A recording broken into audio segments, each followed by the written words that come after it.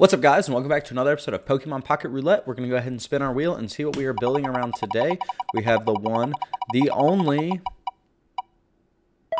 Victory Bell. I've been playing a lot of Victory Bell. Alright, guys, here is the deck. Now, I've actually played with Victory Bell a lot, and I want it to be better than it is, but this card is like almost deceptively good, and then it gets worse and worse as you actually like play or engage with it. So Victory Bell itself, 140 HP, pretty decent. That gets around Giratina's one shot. We can three-shot it back, but ideally we're on the front foot by being able to pull it in as it's getting set up. If we're looking at like turn 5, getting Victory Bell on curve, we can pull it in, make them have to use an energy, pull it in, pull something else in. There are a lot of heavier retreat cost things going around the meta. And so this idea of like pulling something in, different setup mons get knocked out by it, like things like Manaphy, if we can pull Magikarp in. Now, where this card is not nearly as good as what you think it is that it only targets basic Pokemon. And that's really good against EXs, especially certain things like Giratina if you get on curve and you can pull it off. But there are so many situations against a deck like the Meowscarada deck or something along those lines where you want to pull, you damage a basic Pokemon that has an evolutionary line. You damage it, it goes to the bench, they evolve it, and then you can't pull it back in. And part of the allure of Victory Bell should be, oh, I don't have to play Sabrina. I don't have to play Cyrus. I have the ability to switch my opponent's stuff in and out. And that's why that Fragrance Trap isn't as good of an ability. Now, again, does some really cool stuff if the opponent isn't behind. But if they're already behind on like the evolutionary curve, they're already kind of losing. But anyway, what my new deck theory when it comes to two-prize decks is either the card needs to be powerful enough as a stage 2 to do it by itself, so you can have it just where you're all inning, where you're playing 6 Pokemon, 2 of each of the stages of that line, and then you can kind of use some consistency tools and other powerful cards. What we're doing here is giving ourselves a decent, better going first option and also forcing our opponent to get one more point by using Base Executor. Base Executor is just weaker Executor EX, but it has 140 HP. It can potentially deal 60 damage. If we lead with it, we're not the most upset in the world. And that leaves our double Pokeball online. So it changes some of the ratios a little bit. We could opt to not play it and just play the Bellsprout line for having red in exchange. But I found that this deck, if it's going to get a win in ranked, is only going to be against like a Meowscarada variant because that deck is not as good going into ours. We've got the double Bellsprout, double Weeping Bell, double Victory Bell. We've got one Executor and one Execute. Just trying this out. That's something that I have been toying around with. You see it with the Beedrill EX decks that are live right now. We've got double Pokeball, double Research. Pokeball pairs super well with Communicator just because we can communicate back a basic mon and then Pokeball it back. I've got double Cape and Helmet. That gives us some options of when we need to apply what. Sometimes if you get any kind of chip on Victory Bell, you want the Giant's Cape. Otherwise, you need to deal more damage with the Rocky Helmet. Iona for some consistency. Leaf to get Victory Bell out of there and maintain its pressure the next turn by being able to switch it back in. We've got the Potion and Erica. Being able to heal 70 in grass decks is actually really strong. Against certain setup, Charizard doesn't care if you're healing at all. But other things, there are times where that healing really changes the math, and it's good to have it. So anyway, here's the deck. We're going to roll right into ranked and see if we can get any wins. I know that Victory Bell can steal some wins against like Darkrai. Maybe we'll encounter some Darkrai because it feels really good to 2-4-6 a Darkrai. That's sitting on the thing while their Giratina's trying to power up because we'll knock it out. You can pair this deck up with like a red. That's helpful with the basic EX mons that you're encountering.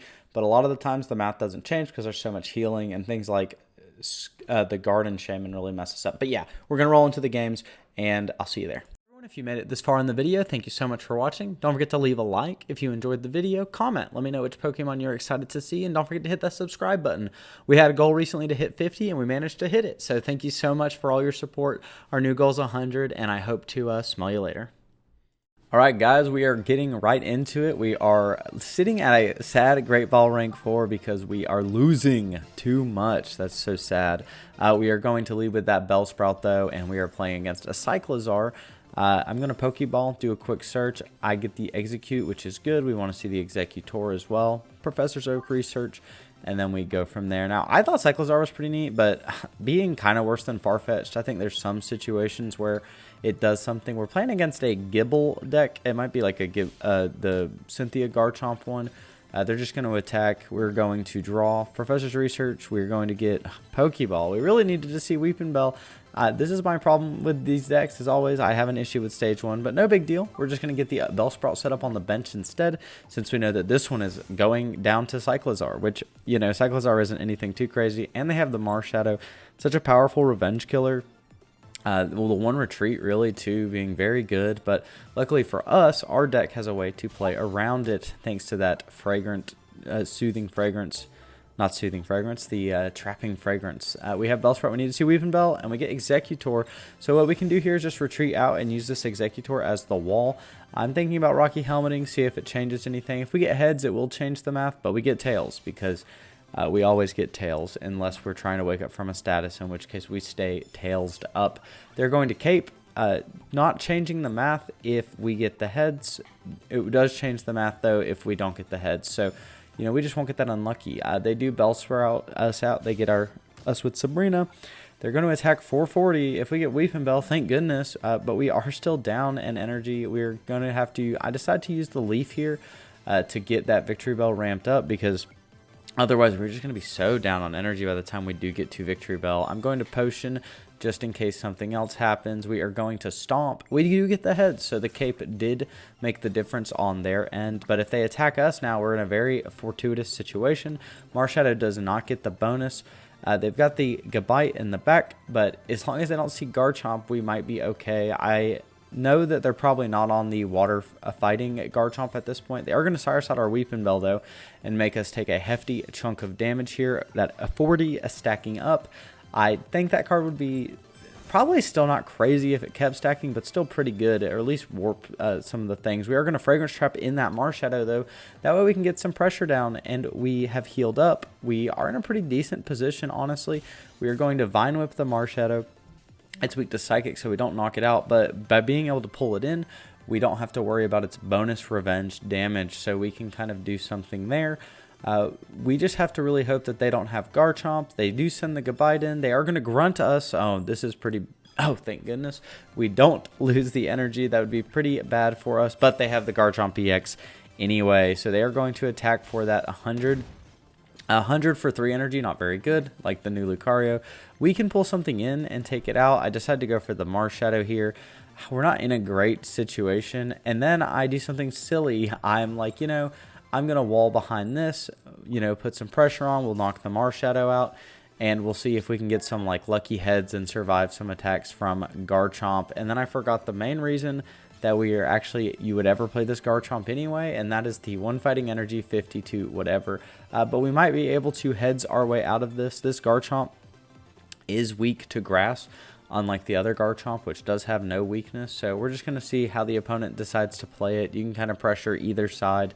They do have that Cyclizar still in the back. But yeah, the Cyclizar just seems meh. 20 more HP than Farfetch, though, could be relevant. They're going to throw an extra energy on their Garchomp EX. I'm just kind of waiting, you know, to see what they're going to do. They're making their decision. They decide to linear attack our Victory Bell, and we can see. All right, we are going second. We are in a good position. We see Bellsprout, Victory Bell, and Weeping Bell already. We are having the opponent going first. It could be a little annoying with Kakuna, but thankfully for us, we do have the ability to just get out of the paralysis by evolving if they do have it. We will Pokeball and grab that Execute. We will use this to get our, well, Professor's Research to draw our 2 cards. We're going to see what they do. They've got the Sprigatito. You always want to see that first. They do have the Kakuna, though. They will, you know, do half of our HP and potentially paralyze us, but we do have the Weeping Bell here. Unfortunately, not enough damage on the Weeping Bell to take it out. We do draw Research, which feels so good. We'd see the other Victory Bell. We've got a lot of cards, a lot of Pokemon in our hand, so we can start getting this Executor set up on the bench.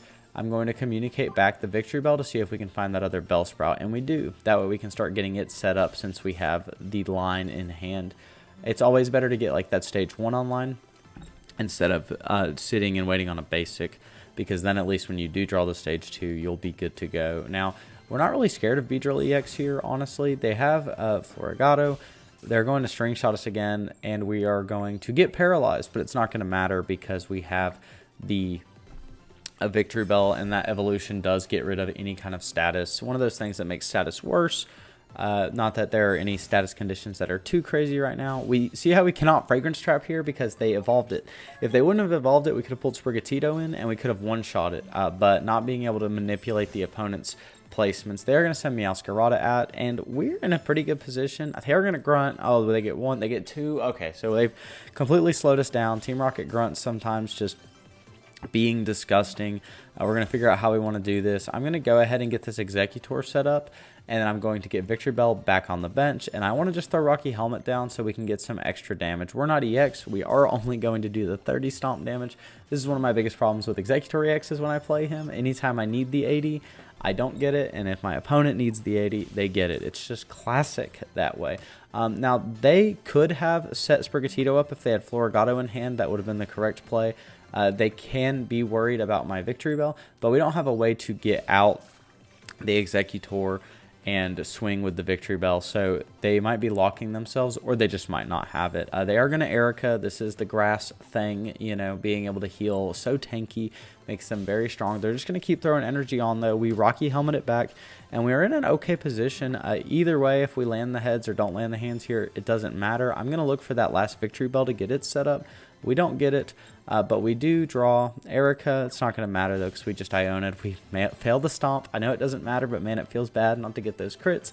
And there's the Sprigatito, and we still don't have a good way. Without another leaf, we can't pull it out, but they are just going to Cyrus us in, knowing that that is something that we could potentially do. The line would be leaf into Victory Bell, and then Victory Bell pulls Sprigatito in. We do have us here. We are going to get this other Victory Bell set up, or at least try to get it set up. I decide to Potion and Erica here. Again, so powerful, 70 healing. Suddenly our Executor sticks around for another turn. Another Tails, which is unfortunate because they are going to get another attack in, and we will see how they decide to proceed. They've got research. They could get the other Meowscarada set up, and if that happens, that's going to be kind of annoying, honestly. I hope that that does not happen.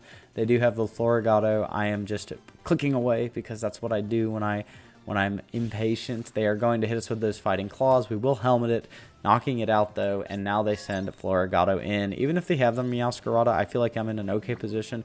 We draw Pokeball, which is not good enough, though. We do still need the Victory Bell. We do not land the head on the stomps. I think I am 4 for 4 on missing stomps this game. They've got Meowscarada.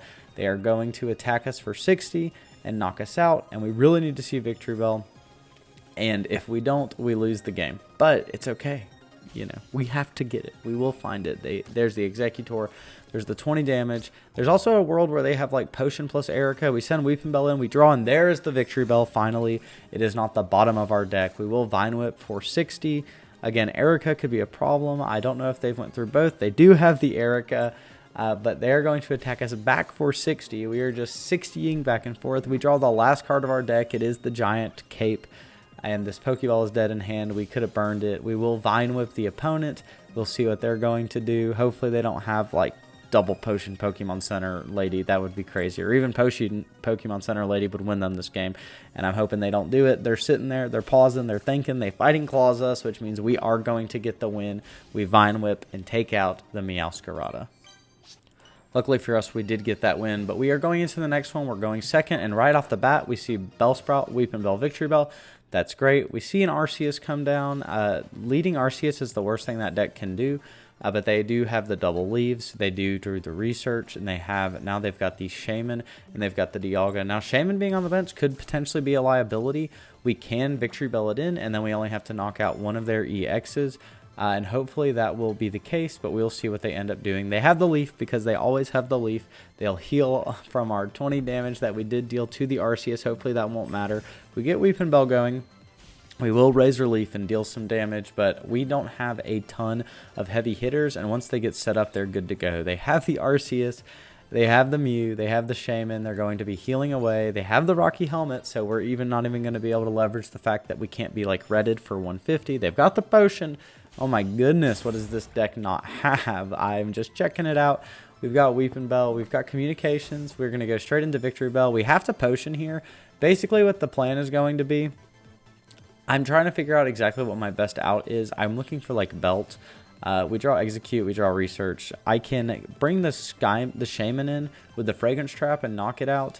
I could bring the Arceus in, but I really want to knock Shaman out here because then we can't get one shot by the Arceus, and maybe we can mess around with like them needing to be able to do some retreats if we get the Executor. That's kind of where my head is, but we are at exactly that 130 HP because of the chip, and they will knock us out if they have a single basic, but this deck doesn't have that many, and they have Dialga EX, so they are going to immediately knock us out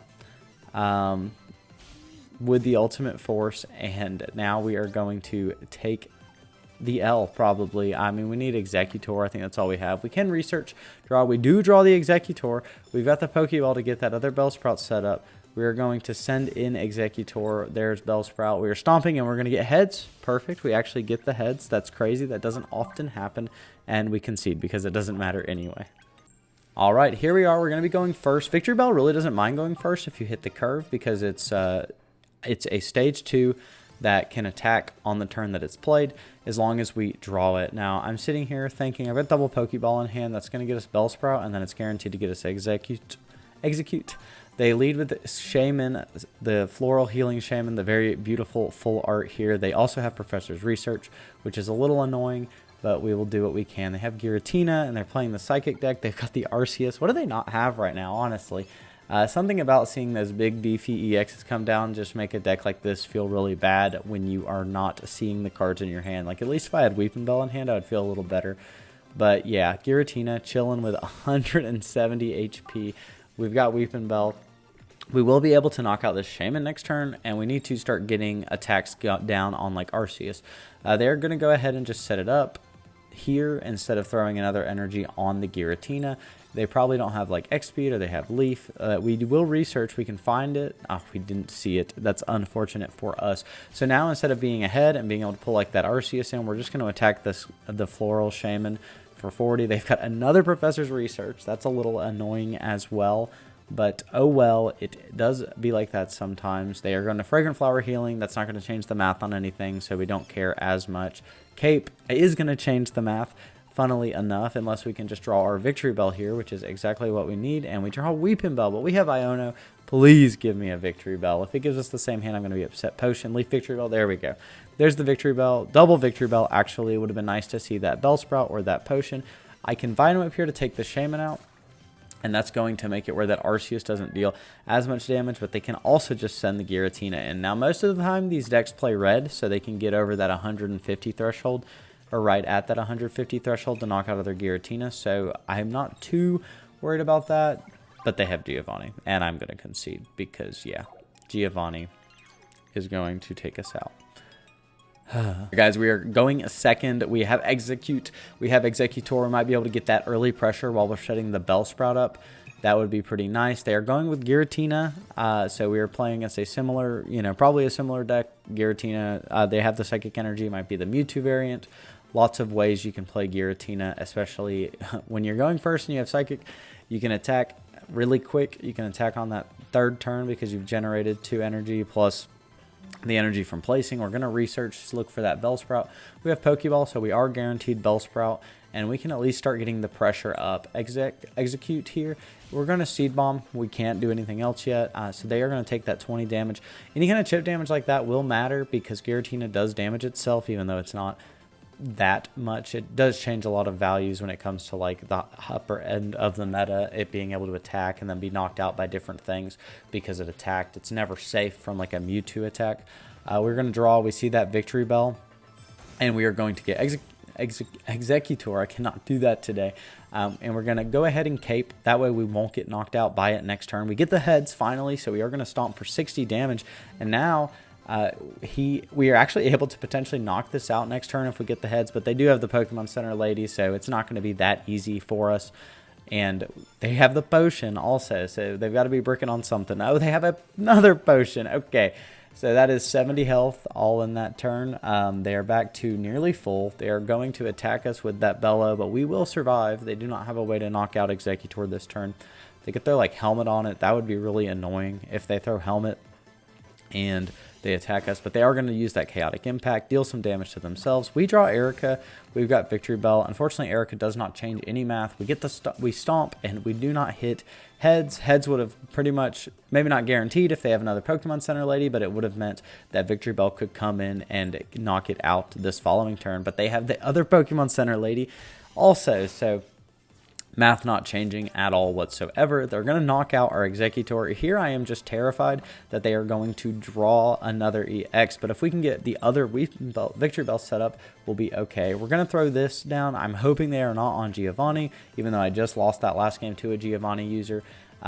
They have the cape bringing them to 60 HP. I don't think the helmet is going to matter. It might have been a misplay because if they don't have any more healing, which they shouldn't because they've used double potion and double Pokemon Center lady, as long as they don't throw down Floral Shaman right now and heal the extra 10 to like really knock my socks off. And there's the chaotic impact. They're going to deal 20 to themselves, and we are going to be able to take it out, and they will concede. So yeah, Victory Bell can take out the old Giratina. Who knew? Alright guys, so the deck wasn't the best. I definitely think we could switch out the Executor line. It's just something to have something for going first and actually being able to apply some pressure. I just hate how inconsistent Executor is. I almost think like Farfetch'd would be better in that situation. He is pretty bulky though and survived some hits that let us last. I definitely think red is kind of necessary, especially for some of the higher end EXs. You want to be able to surprise people with that red. We could potentially trade something out, like one of the copies of Pokeball if we traded it for the Farfetch'd, and maybe one of the copies of Cape. That way we could guarantee that extra 20 damage. Otherwise, the deck performed okay. It's not doing anything crazy. I've seen this deck and played this deck into a decent success when Darkrai was more popular of a pairing, because it was weak to grass, and so as you're ramping up, you can actually deal some significant damage with the weakness. But anyway, thank you so much for watching. If you enjoyed the video, don't forget to leave a like, comment which Pokemon you're excited to see, hit the ranked ladder, and yeah, hit the subscribe button. We have hit our goal of 50 subscribers. Thank you so much. Our new goal is 100, and with that, I'll smell you later.